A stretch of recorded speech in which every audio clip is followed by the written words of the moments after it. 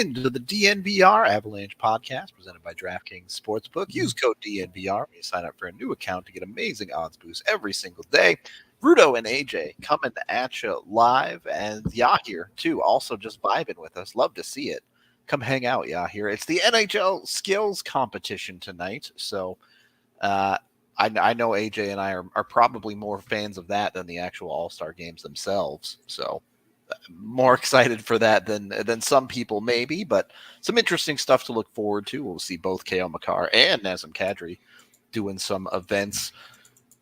AJ, which skills competition event interests you the most? I want to see this blackjack 21 shooting competition. I just think I think it's a really interesting, like tailored to Vegas. Definitely. Like kind of fun. I don't know. And Kadri's going to do it. And I don't know. I just think it's going to be fun.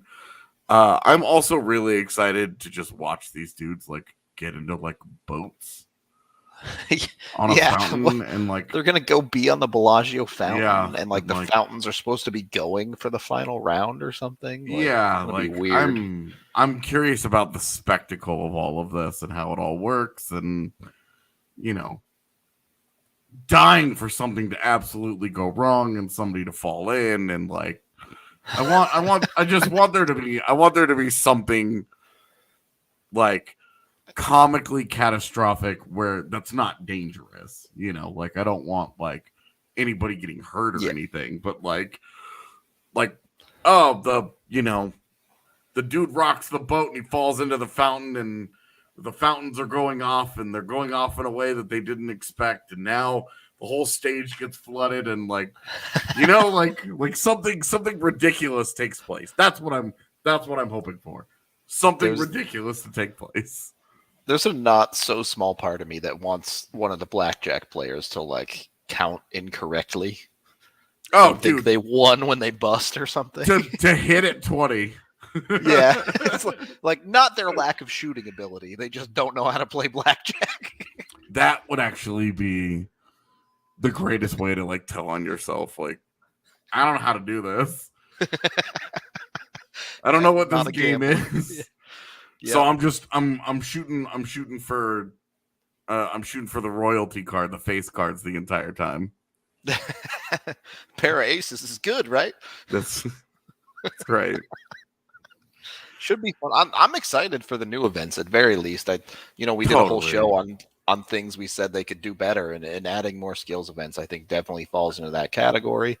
For the nonsense boat race, whatever fountain face off they're calling it, they're also adding in Jocelyn Lamoureux. So you get the women's side of the game involved a little bit too. Yeah, I'm excited that Trevor Zegras gets to be in the skills competition because he is probably in the upper echelon of just like raw skill, like puck skill. And so he should be at the All-Star game every year. It doesn't matter how he's playing. Doesn't even matter if he's in the league. Let that guy come and show off and go do crazy stuff. Absolutely here for it. I'm excited for that. I'm excited for obviously like Cale Makar is going to be in fastest skater. I'm curious to see how that goes. Yeah, how close to McDavid can he get? It's not really like the same with McKinnon, where everybody's like, "Oh, I want to see McKinnon," but it was like this isn't really like what McKinnon does. Well, where McKinnon is special is in the burst, right? Those first couple steps. Makar is similar, where it's like it's not much more agility than top speed. Yeah. Well, and it's not that he gets it's not how fast he eventually goes. It's how quickly he gets to that top speed. Whereas McDavid is both. Yeah, McDavid's a freak, but so I am curious to see where Makar ranks in that, because it's not like he has a low top speed. The kid can fly. Totally. He's not Connor McDavid level of speed. So I am curious to see how the fastest skater goes. And it's one of my favorite skills competitions. One, because I just love watching fast skaters. It's also one of my favorite like Olympic things to watch. I love watching the speed skating. Yeah. But it's so easily like digestible too. That's what they should do. Start, you skate around, you go as fast as you can, and you time it. There's no judging. There's no people holding up tens and trying to tell you what your score is. Right. It's a very easily digestible, that dude went faster. He won. Yeah, exactly. That guy went fast. That guy went slow. LOL, that guy fell down in the corner. That. It's easy to watch, and I like that. You're not trying to figure out the rules, and you're not trying to decipher anything. You're not trying to understand what's going on. It's very Neanderthal. Skate fast. No, see, Edwin, I think what they should do is make the hockey players wear speed skates with the detached heels and watch those guys fall all over themselves.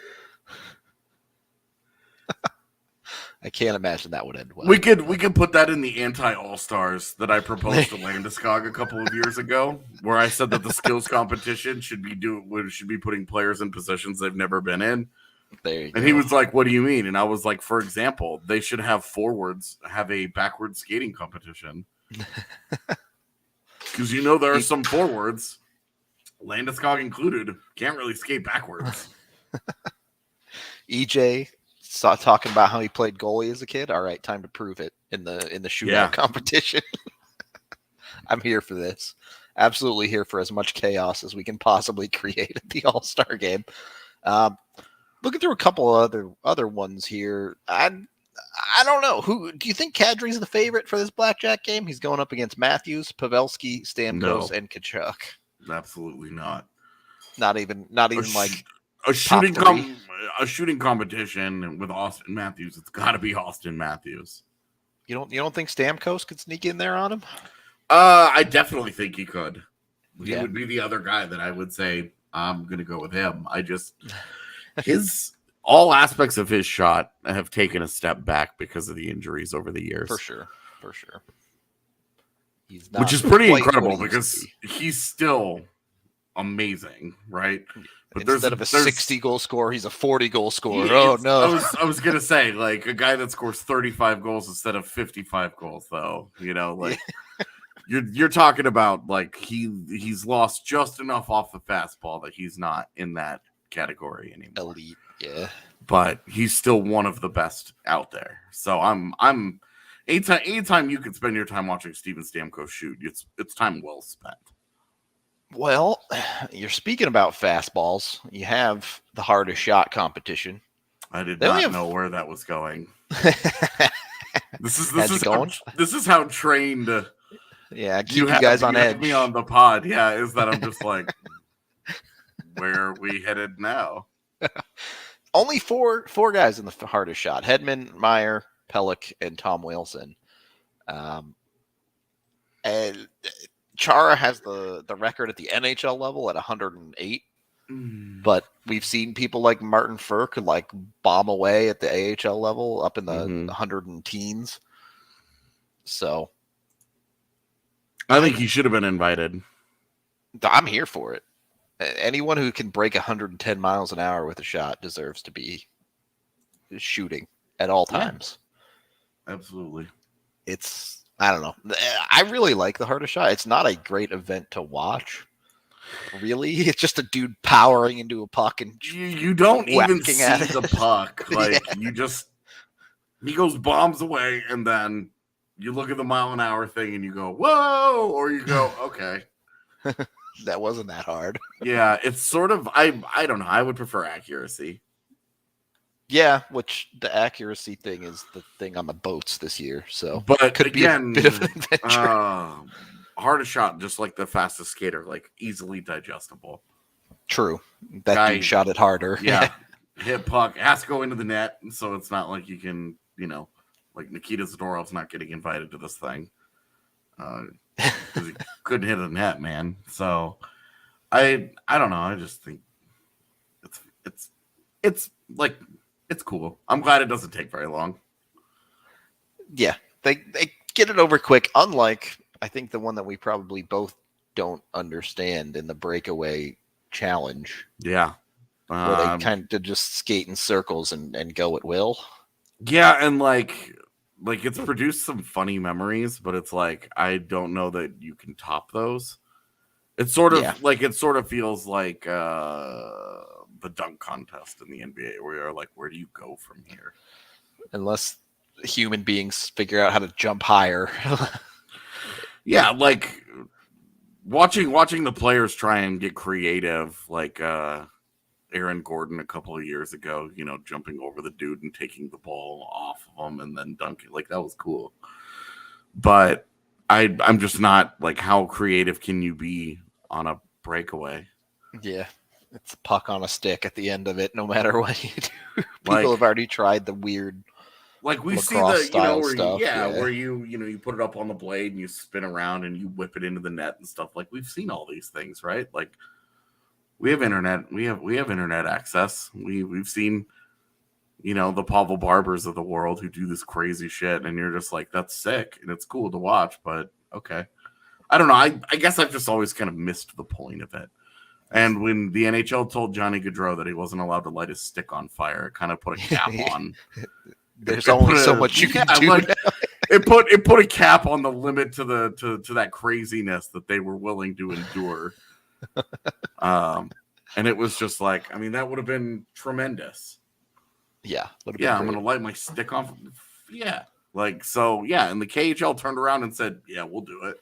Do whatever you want to do. Yeah. Go nuts. I mean, is that not the most like Russia thing ever, though? Like, oh, those dudes are over there lighting their sticks on fire during the All-Star game. Seems pretty par for the course. Yeah, you're like, that's Russia. And I say that with love. I love that it's crazy. It is very, very dope. A couple other things. They do have the accuracy shooting as its own event, beyond whatever the hell they're going to do on the Bellagio fountains. And then they have the save streak as well. Okay. Neat. Yeah. You can tell we're not goalie people. Goalies got to get involved in it somehow. I think the goalies should have to shoot on each other. Yes, I'm here for this. All right. The breakaway challenge is goalies doing the breakaways. Yeah, exactly. They should that should be one where you switch roles. Austin Matthews has to put on goalie gear and go 10 the net. Absolutely. Or they have some sort of a competition beforehand that determines which of the skaters have to go play goalie, and then the goalies have to shoot on them. Yep. 100% here for whatever. That's what the save streak should be, not whatever not it is, you know. Goalies actually making saves. Yeah, we were just like, okay. Okay. Well, all of this nonsense is brought to you by DraftKings Sportsbook. So make sure you go over there. When you sign up with a new account, you use code DNVR. You can get 56-1 odds on the Super Bowl. You bet $5, you win $280 in free bets from DraftKings if you can pick the winner of the Super Bowl. Might as well get on it. Gives you a ton of money to play with on DraftKings. Also, if you go on to DraftKings right now, they're doing a drawing for a free up to $1 million bet on the Super Bowl. They're going to select 5 people from this drawing that get a free $1 million bet on the Super Bowl. So why not go to DraftKings, sign up with code DNVR, get your chance to win $1 million just for fun. Have a good time. Get really invested into the Super Bowl all of a sudden when you've got $1 million on the line at it. So go check out DraftKings. All of a sudden, you care a whole lot about Rams Bengals. Yeah. 2 teams I could not care less about suddenly. Yeah. Like when one of them wins, I'm going to be like, cool for them. Yeah, right. Dope. Happy for whatever. Instead of sweating every down like this is for $1 million. Yeah, oh my God. Okay, so head on over to DraftKings. Use that DNVR code. Must be 21 or older. Colorado only. Other terms, restrictions, and conditions apply. See DraftKings.com/sportsbook for details. And of course, if you have a gambling problem, call 1-800-522-4700. DraftKings is an official sports betting partner of the Super Bowl. We're also brought to you by the amazing people over at Lightshade. You can get all your THC and CBD needs from Lightshade. So jump over there, get whatever you need. They have 11 different locations in the Denver metro area now with various products ranging all over the board. For example, you have Escape Artists CBD, in which they have a giant range, whether you want the 1-to-1, they can also go all the way up to 20-to-1 for the high-end stuff. Topical ointments that you just apply directly to the pain areas, and it'll make it start feeling better in just minutes. Or if you just want weed, you can get 25% off with code DNVR when you check out online. So jump on that opportunity and get, what is it? It's a quad free if you buy an ounce, basically. That's how it works. So, yeah, go get your weed. Check out Escape Artists. Check out Lightshade today here in the Denver metro area. Second period of the DNVR Avalanche podcast presented by DraftKings Sportsbook. Be sure to check them out. All right. Jesse, our man, is in Vegas talking to some of the Avs, going around to all the festivities, doing a little reporting for us. And he brought us back a little bit of audio here. So we have something from Cale. We have something from Kadri. AJ, where do you want to start? Before we dig into this, he's got something. Okay, Rudo, if you won that $1 million at the Super Bowl, yep, like you and I would both like take care of our parents and like, oh yeah, like set them up and like we're good there, right? But like, what's the first like fun thing that you would buy? And I don't mean like a house or a car, or like stuff like that, where it's just like, of course, everybody like, what's the first thing like? Where you're like, this is my personality, this is catered to me, this is something that I really want. So I'm at my parents' place in Arizona right now. And I walked in and they have this 75-inch TV. At home, I have like a, just like that back there. And at home, we have like a 40-inch, which is nice, but compared to this thing, it's like nothing. So I think it might have to be the way too large television would be pretty high on my list at the moment. How about you? I think I would go balls out on a custom built PC. I would definitely do that, but I would build another PC as my work PC so I can have a PC for rendering all my videos. I mean, we're talking like maxed out everything, right? Quad SLI 3990s. Like unnecessary. Where I'm never gonna stress this system because all I do is play video games, right? I'll never push it to its potential, but I'll always just have it and it'll look cool. It'll have like it'll have an open case and like get the custom water cooling, all that shit. Exactly. Like it'll look dope as shit. And like that's the one thing that I would do. And then like to go along with it, I would upgrade everything. Like no more like, oh, I'm budget monitor, right? I'm like, nope. Sure. Getting the 32-inch curved massive. Yeah, like display port, the 4K, like everything, right? Like I'm maxing it out. And I would just or I would get that oh my god, what was it? I think it was the Nvidia booth where they had it was like a 3-paneled monitor that turns. What? It rotates, and so it's curved. And so you physically turn it, and it can either be 3 monitors, 1, 2, 3 stacked on top of each other, or you turn it and it's 3 of them lined up like this. And it just rotates on the wall. So you mount it on the wall and it can rotate depending on what you want it to do. That's kind of wild. And I was like, this is the coolest thing I've ever seen. So I think also that. Definitely. I don't know if I can top a rotating monitor. It was also like a prototype where I'm sure when they make it, they're gonna make like 5 of them and be like, this wasn't worth. Well, that's why you get $1 million to buy stuff like that. Exactly.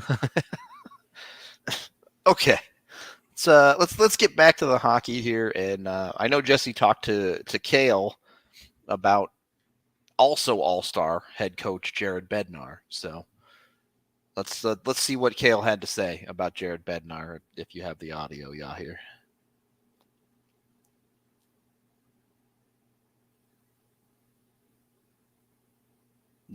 We can't hear that. Just so This you is know. his first time here at the All-Star game. Oh, there it He's is. had a few good seasons. Hasn't gotten much recognition around the league. How you doing, Cale? Just want to ask you a couple questions about Coach Bednar. Obviously, this is his first time here at the All-Star game. You guys have had a few good seasons. Hasn't gotten much recognition around the league. Do you think he's a little underappreciated? I mean, yeah, he definitely could be. I think he's definitely not underappreciated for what he does with our team and stuff. But league-wise, it's obviously you have a team with a lot of skilled players, but at the same time, you have to be able to put them all together and play well. So any coach in the league is struggling with the same things, and Betsy does a great job with us. And I love him with the coaching. He deserves nothing else but to be here. For you personally, how has he kind of impacted you? Obviously, you came to the league, first game you score a goal, kind of jumped right in. How has he impacted you and your ability to do that? Yeah, I think he's allowed me to play the game that I want to play. He hasn't been like too forceful in different things, but at the same time, there's been a few things in different aspects of my game that will come up to me every once in a while and show me a clip in between periods or something like that, and say like, we gotta like get away from this, or like I like you here and stuff like that. So I think it's that balance of the positive reinforcement and then also the calmness in the way that he talks and brings up those aspects that you also need to work on. So again, in a coach, it's really important just to be able to stay calm at all times, and he's obviously very cool under pressure on the bench and stuff like that. Definitely gives us a lot of confidence. So. How has it been? Have you done anything with him or Naz the last 24 hours here, or do you guys kind of? No, I mean we got him pretty late yesterday, and then I went to watch Naz yesterday do the shooting thing, but other than that, it wasn't nothing too special. Yeah. Last question for you. Talking to a couple of guys here, Claude Giroux. They're saying they're looking forward to watching you play, watching you skate, being on the ice with you.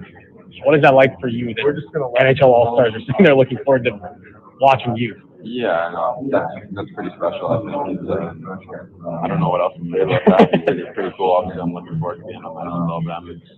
It's a pretty cool time of year where you're allowed to do this. So, pretty awesome. Thanks. I really appreciate it, man. Okay, so Cale Makar. I did not actually listen to your guys' podcast the other day where you were talking about Jared Bednar and the Jack Adams conversation, but Cale Makar seeming to say that Bednar is a little bit underrated there, AJ.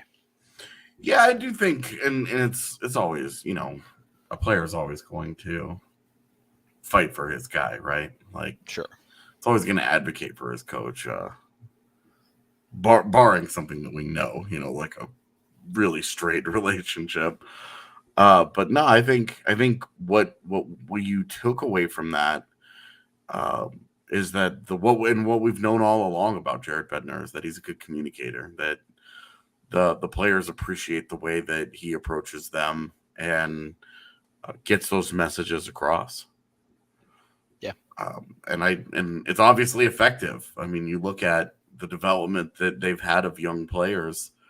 Some obviously have gone a little smoother and their trajectory is a little higher. But I mean, you do look at Sam Girard and Cale Makar have developed under Jared Bednar. You look JT Compher and Tyson Jost and Nathan McKinnon and Mikko Rantanen have all developed under Jared Bednar. Or in McKinnon's case, it was really he took the big step. Yeah. So I think a lot of that is just validation of what Cale said is just validation of what we know about how Bednar has connected with this particular group. And why, and to be honest with you, it's one reason why the Avs value him as the coach of this core. Why they extended him this year. Because the players are in, and that's a really big part of it. Yeah, I think, at the end of the day, results are always going to talk a little bit louder than everything else. But Bednar doesn't seem to be a coach that you can expect to be going anywhere anytime soon, barring significant playoff failures. Yeah. So expect him to hang around the other side of this Cale's first All-Star game. He's always fairly modest about everything, but yeah, of course. That's just Cale's way. So I'm sure it's a fun experience for him. Is pretty cool. to hear other players like Giroux talk about, hey, that's the guy we want to watch out here. The players know better than anyone who the dope players are. So looking forward to seeing Cale do his thing in 3-on-3 and otherwise the speed skating. Okay, we also have a large bit of audio from Nazem Kadri as well. So it's gonna pretty long listen. So settle in. It's like almost 8 minutes. So yeah, take it away out here. That's the key for us in the NHL and just the game of hockey in general, is to continue to move forward and evolve with its players. So, that's definitely very important and something the players take very seriously. When you're in the locker room, that's where the term locker room talk kind of comes from. Has that gotten better? Like, do you notice that guys are more aware of what they're saying? For sure. I think you always want to be mindful of people's feelings, and the locker room is obviously a sacred place for guys to talk pretty privately and personally. But that being said, I think, like I said, everyone's pretty mindful and wants to be as respectful as possible. Now, as you've talked all season about you personally and your team staying in the moment, staying present, you guys get a little break here. Have you been able to kind of get your mind away from the game and relax and reset? And then just now that you're finally here, could you talk about just being at All-Star Weekend and being able to do this? Well, it's exciting for sure. I mean, we've played a lot of hockey recently, and it's nice to just kind of unwind and reflect sort of with such great players around me. So for me, it's an absolute honor and a privilege to be here and just to meet new friends and see old friends and just catch up. So that's something I'm definitely going to cherish. What do you attribute? You just saw Dali Sunday night in Denver, his first All-Star game. Did you sense that there's been a lot more development for a number one pick from when you saw him in Toronto? Yes, of course. I mean, that's just experience, right? I think the more you play in the league, the more you start to understand what you're capable of and how comfortable you can be, and you mature as a person and a player. So, I've been through that before, and sometimes it takes time. So I think he's made some great strides of improvement. Obviously, a great, fluent skater. So he's doing well. The Buffalo players talked about the swagger you guys had as a team. And it builds up through a winning streak like that. What's it like when, as a team, you're in that kind of zone? Feels amazing. That's there's no other feeling like it. I mean, when hockey's a game that's all momentum, and when momentum's going your way, it feels like it's a downhill battle. We've been on the other side of it before too. It's obviously not as fun, but for us, when you're creating good habits and doing things the right way, we hold ourselves to a championship mentality, and we want to be as close to perfect as we can. Now that you're in it, the Art Ross Trophy race, the scoring lead, top five, do you pay attention to it? I mean, I look for sure, but I don't let it consume me. I don't worry about point streaks or goal streaks or anything like that. I think for me, that's been the key to success, and for me to continue to stay hot is, like I always mention, just stay present in the moment. I try not to worry about games in hand or who we got down the road. Just try to focus on your next opponent, and I think you create good habits that way. That's the mental part, but the physical part on the ice, you're 1 point away from tying your career high in half the game. How are you doing it? Shooting the puck, I guess. I don't know. It's a lot of people want to ask me that question, but I don't really think I've changed a whole lot throughout my whole career. I mean, obviously getting some great bounces, but I'm trying to earn those as well.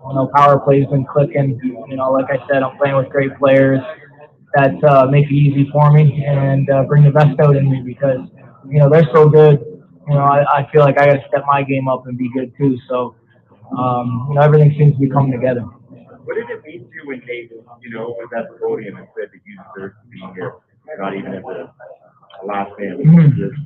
Yeah, it meant a lot. It meant a lot to me, especially a player of his magnitude and the knowledge that he has for the game. I think he's pretty well respected. And, that's just what I'm talking about. Guys going to bat for each other, and I think this year specifically with our team, seems like everybody's that way with each other. So, that's something I definitely respect. I asked Cale earlier just about Jared Bednar. Obviously, he's here this weekend with you. How much has he attributed to the success you're having this season and just the way that you fit in with the Avs over the last couple of years? Yeah, I mean, he's a great coach, and he's been there for a while. He's we've all together implemented a culture that we follow now, and he lets me go out there and do my thing. He understands that I think I've definitely earned his trust on both sides of the puck. I want to try to be as well rounded as possible, and he lets me go out there and do my thing, whether that's making a mistake. He understands that I'll bounce back. He's got good awareness for the game and his players. So it's been a great fit. With a team that has as many skilled players as you guys do, how key is that to let a coach let you guys do your own thing while playing within a system? Yeah, you gotta play to your personnel. I mean, that's what good coaches do. They understand who their players are and what they're good at, and you put them in the best possible situation in order to have success. So, I think especially when you put all of us together, I mean, we all know how to play and we all understand. We've all been playing for a while, so that experience aspect is huge also. But just to be able to send some great players on the ice and say, hey, just go do it. It feels nice to have that trust. The trade deadline is not that long away from now. Are you as curious as maybe we are about what Joe might do to help this team and push it a little bit further? Yeah, of course. I mean, we're in a position right now where, we're definitely going for it. So, we've had a great first half this year, and looking for an even better second half. And whatever the case may be, if we decide to add or subtract or whatever, I mean, guys are going to be able to fit into our locker room. So, I'm not sure what Joe's going to do, but I guess we'll see in the near future. Earlier, you said that you want the team wants to be as close to perfect as it can be. How close to perfect have you guys been this last month? Close, but I think through all the winning we've had, I think we can continue to get better, and I don't think we've been at our best. So great teams find ways to win. There's a lot of great teams in this league, and it's hard to get wins. There's no easy games, so we always think there's room for improvement, and I think that's the great thing about us. There's no complacency. You guys aren't just satisfied with winning games anymore. You want to be as close to perfect as possible, and that's what we strive for. Why did you decide to switch in? Just felt like it was time. Through my career, I feel like I've given myself an opportunity to explore. I've had the same agent for a long, long time now, and I just wanted to see what else was out there for me. That's all. Is it difficult to not think about future things beyond this season? Yeah, of course. I mean, it was just difficult to do in general. I mean, the guy I had before was a great friend of mine, and we had formed a great relationship. So it's always tough to have those conversations, but at the end of the day, I think I owe it to myself, and it's something that I've definitely earned. Yeah, thank you guys. All right, guys. Thank you. All right, that was Nazem Kadri at the All-Star game. Had quite a bit to say. They covered a range of topics. Before we dig into it, really, we are brought to you by Breckenridge Brewery, the official beer of DNVR. Be sure to grab yourself a Breck Brew Avalanche when you can to get on it. The Avs are running the special now. The Avs scored 2 goals in the first period of a hockey game. If you kept your receipt from your Breck Brew will pay for it. You can go to breckbrew.com to check out that offer. Be sure to get in on that. Let Breck Brew buy you a beer when the Avs score 2. Also brought to you by Green Mountain Dental Group. Make sure you're taking care of your teeth. You schedule a cleaning, x-ray, and exam with them. You can get a free Sonicare toothbrush. They're just 15 minutes from downtown over in Lakewood. So super easy to get to. Family owned, super nice. Everyone who switches to them says they absolutely love the experience. They really do take a great job in taking care of you and your teeth. So check out Green Mountain Dental Group today. Also, great time to sign up for the DNVR membership. Right now, you get an annual membership. You get a free shirt along with, obviously, the access to all of our content. P.S. Word on the street is we're going to have a lot of trade deadline content coming your way soon. So, might be a good time to get in on the membership. That's all I'm saying. That's all I'm saying right there. Third period of the DNVR Avalanche podcast presented by DraftKings Sportsbook. AJ, anything particular stick out in that interview to you? Not really. It was pretty hockey talk for sure. It was a lot of what I would have expected would get said about the topics. The winning streak was fun. He switched agents because he's about to get paid. Yep. And he got himself one of the agents that excels at getting players paid. So that's what he's doing. He's taking care of himself. The chat is, I don't know why, but pondering the idea of him having priced himself out of Colorado. And yes, he's very, very good. He's not coming back, guys. Somebody is going to do something irresponsible because of the season, and it won't be Colorado. Yeah. I mean, he said it in the interview. He's a point away from his career high, and the Avs have played 44 games. Yeah, so. And as I pointed out in my my big piece that I wrote yesterday, he's not really doing anything differently. Like process-wise, there isn't a whole lot that's changed. It's just working. He might just be elite now.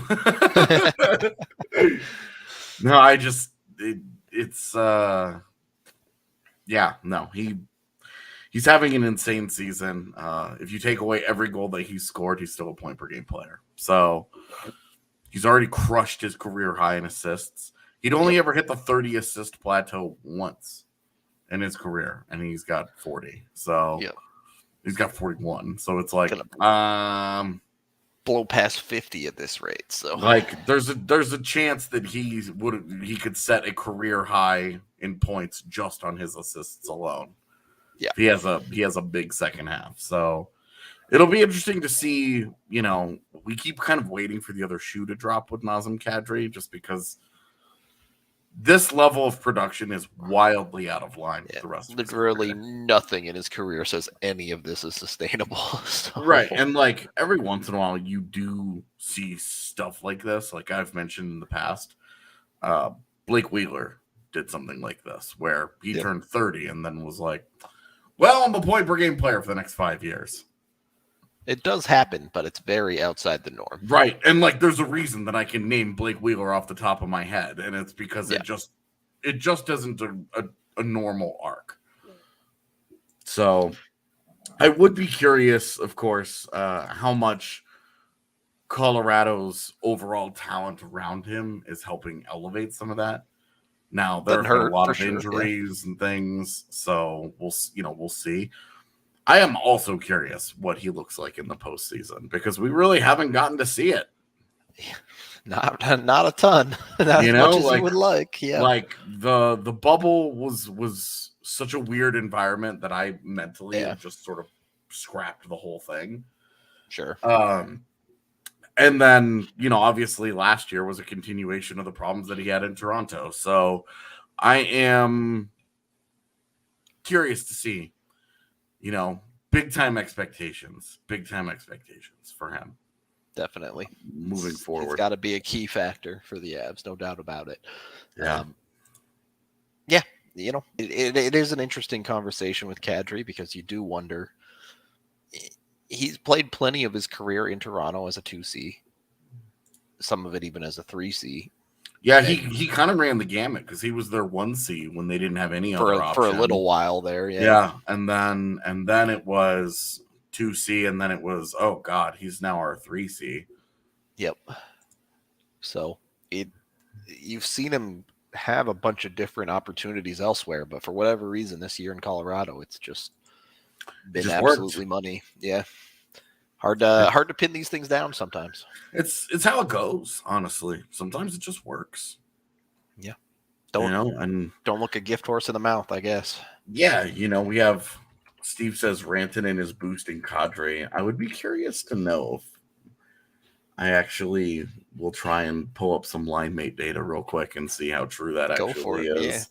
Yeah. I'm not even sure which I'm assuming it would be Berkey and Nuke, but with guys getting injured all over the place, you've seen a lot of line combos. That's the thing, is that he has really moved around so much. Yeah. That I genuinely don't know what his most common line mates are going to be. It's a tough one. Think Makar has a chance tonight? No. Makar will not beat McDavid in skating, nor will anyone else. They're playing for second place in that one. It depends on how seriously McDavid takes it, honestly. That's fair. He But brings if he's the A cruising, game, yeah. And the guy has struggled to pick up wins so much in his career. I don't know why he wouldn't want to just dominate this one thing where he can just show up and be like, I'm a god at this. If Kadri's gone, does that mean Burr comes back next year? Not necessarily. There's a whole lot of moving parts that have to happen here. Kadri's certainly gone, but the Avs also have to take a look at re-signing Nichushkin. They have to make a decision about what they want to do with goaltenders and what price they're willing to go to there. Both goalies are free agents, so there's a lot of decisions that have to be made. Kadri's just the easy one because you look at Kadri and you say, look, we love it. We wish we could run it back, but not going to pay our 2C $8 million. Right. He's going to be really expensive. He's already 31 years old, and you have Alex Newhook right there. Yep. So it's to me, that one's a really easy. You just let him go because you're prepared for that loss.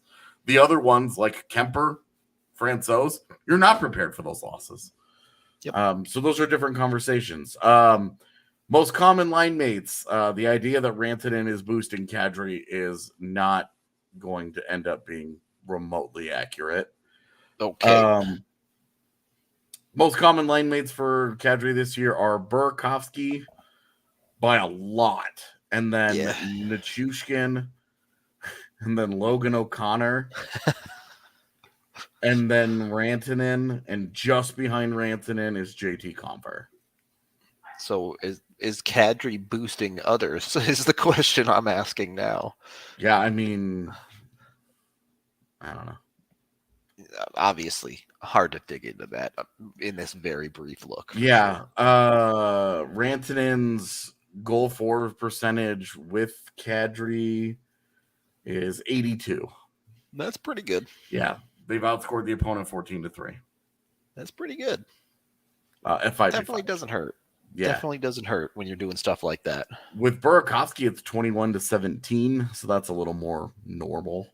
Yeah, pretty high. With Logan O'Connor, it's 8-8. There's like 5 defensemen on this list. Yeah, sure. That are in the middle of all of this, making this hard to read. With JT Compher, 7-1. After that is Gabe Landeskog, where it's 7-2. Abe Kubel. Yeah, okay. Anyway. Yeah, sadly, this is not my place, Colton. This is my parents', but we're still looking. Hopefully we find one soon. We'll see. Anyway, Kadri's had a shit ton of success with everybody this year. Yeah. Can do no wrong, basically. So, ride it while it's hot with Kadri. I don't think there's any doubt about that. I think I'm good for today, AJ. Any final thoughts you wanted to add? I'm just looking forward to tonight. It's going to be fun. I always like when the NHL just kind of lets its hair down and has a little bit of fun. So I'm going to do the same thing.